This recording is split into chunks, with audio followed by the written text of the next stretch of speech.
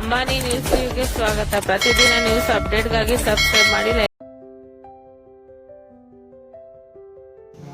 ನಮಸ್ಕಾರ. ಇತ್ತೀಚೆಗೆ breaking news ಆದ ಪೋಟಿ ಇರುವುದು ನನಗೆ ರವಿಕುಮಾರ್ಗೆ ಅಂತ ಏನು ನಮ್ಮ ಕ್ಷೇತ್ರದ ಒಬ್ಬ ನಾಯಕರು ಹೇಳಿದ್ದಾರೆ, ಅದರ ಬಗ್ಗೆ ಮಾತಾಡಲು ಇಚ್ಛಿಸ್ತೇನೆ. ಇವತ್ತು 224 ಕಾನ್ಸ್ಟಿಟ್ಯೂನ್ಸಿ ಇದೆ. ಚಿಕ್ಕಬಳ್ಳಾಪುರ ಜಿಲ್ಲೆ ಸೇರಿ 224 ಕಾನ್ಸ್ಟಿಟ್ಯೂನ್ಸಿಗಳು ವಿಧಾನಸಭಾ ಕ್ಷೇತ್ರಕ್ಕೆ. ಆ ಕ್ಷೇತ್ರಗಳಲ್ಲಿ ಯಾವುದರಲ್ಲಾದರೂ ಫಸ್ಟು ಕ್ಯಾಂಡಿಡೇಟ್ ಡಿಕ್ಲೇರ್ ಆಗಿರೋದು ಅಂತಂದರೆ ಅದು ಶಿಡ್ಲಘಟ್ಟ ಅಂತ ಹೇಳ್ಬೋದು. ಯಾಕಂದರೆ ಇವತ್ತು ಶಿಡ್ಲಘಟ್ಟದ ಜನ ಯಾವ ರೀತಿ ಪ್ರಜ್ಞಾವಂತರು ಅನ್ನೋಂಥ ಪ್ರತಿಯೊಂದು ಎಲೆಕ್ಷನಲ್ಲಿ ತೋರಿಸ್ತಾ ಇದ್ದಾರೆ. ಅವರಿಗೆ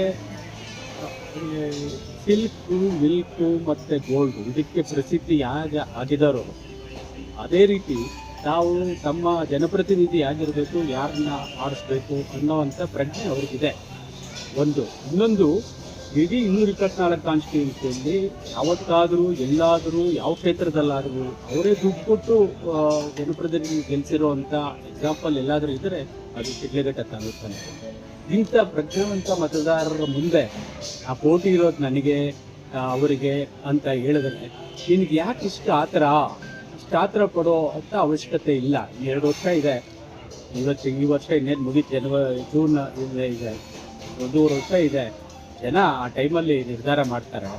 ಮತ್ತು ಇದೆಲ್ಲ ನೋಡ್ತಾ ಇದ್ದರೆ ಶಿಸ್ತು ಇಲ್ಲದ ಪಕ್ಷ ಯಾವುದಾದ್ರೂ ಇದ್ದರೆ, ರಾಷ್ಟ್ರೀಯ ಪಕ್ಷಗಳಾಗ್ಬೋದು, ಪ್ರಾದೇಶಿಕ ಪಕ್ಷಗಳಾಗ್ಬೋದು, ಅದು ಕಾಂಗ್ರೆಸ್ ಅಂತ ಹೇಳ್ಬೋದು. ಯಾಕಂದರೆ ಒಬ್ಬರು ಹೇಳ್ತಾರೆ ನನಗೆ ಯಾರೋ ಹೇಳ್ಬಿಟ್ಟಿದ್ದಾರೆ ನಾನೇ ಕ್ಯಾಂಡಿಡೇಟು ಅಂತಾರೆ, ಅವ್ರಿಗೇನೋ ಎಲ್ಲ ಬೇರೆ ಜಾಗ ಕೊಡಿಸ್ತೀನಿ ಅಂತಾರೆ.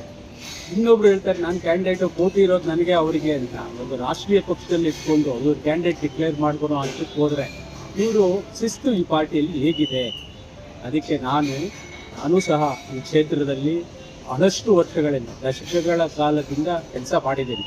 ನಮಗೂ ಸರ್ಕಾರ ಇದ್ದಾಗ ನಾನು ಕ್ಯಾಂಡಿಡೇಟ್ ಆಗಿದ್ದೆ, ನನ್ನ ಶ್ರೀಮತಿಯವರು ಕ್ಯಾಂಡಿಡೇಟ್ ಆಗಿದ್ರು. ಸೊ ನಾವು ಯಾವತ್ತೂ ಈ ರೀತಿ ಮಾತಾಡೋದು ಕೇಳೇ ಇಲ್ಲ.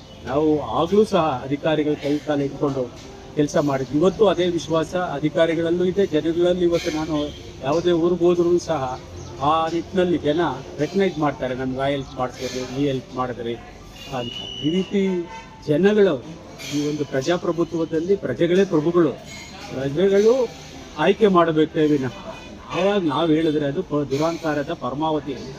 ಹಿಂದಿನ ದಿನಗಳಲ್ಲಿ ಕಡಿಮೆ ಮಾಡಿ ಸೇವೆ ಮಾಡಿ. ಸರ್ಕಾರ ಇದೆ, ಇಬ್ಬರು ಜಗಳ ಆಡ್ತಾ ಇದೆ, ನಾನು ಹೆಚ್ಚು ನೀನು ಹೆಚ್ಚು, ನಾನು ಚೀಫ್ ಮಿನಿಸ್ಟರ್ ಹತ್ರ ಹೋಗ್ತೀನಿ, ನಾನು ರಾಜ್ಯಾಧ್ಯಕ್ಷ ಹತ್ರ ಹೋಗ್ತೀನಿ, ನಾನು ಅಂತೇನು ಇದು ಮಾಡ್ತಾ ಇದ್ದೀರ.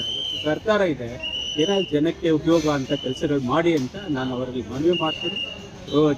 ನಮ್ಮ ಶಿಡ್ಲಘಟ್ಟ ಕ್ಷೇತ್ರದ ಪ್ರಜೆಗಳು, ಯಾರ ಮತದಾರ ಪ್ರಭುಗಳಿದಾರಲ್ಲ, ಅವಳ ಪ್ರಜ್ಞಾವಂತರು. ಅವರು ಯಾವ ಟೈಮಲ್ಲಿ ಯಾರನ್ನ ಸೆಲೆಕ್ಟ್ ಮಾಡಬೇಕು ಮಾಡ್ತಾರೆ. ಅದು ಸ್ವಲ್ಪ ತಾಳ್ಮೆ ಇರಲಿ ಅಂದರೆ ನಾನು ಈ ಮೂಲಕ ನಾಯಕರಿಗೆ ಒಂದು ಮನವಿನೋ ಎಚ್ಚರಿಕೆನೋ ಎರಡರಲ್ಲೂ ಯಾವುದಾದ್ರು ತೊಗೊಬೋದು ಅವರು ಕೊಡ್ತಾ ಇದ್ದಾರೆ.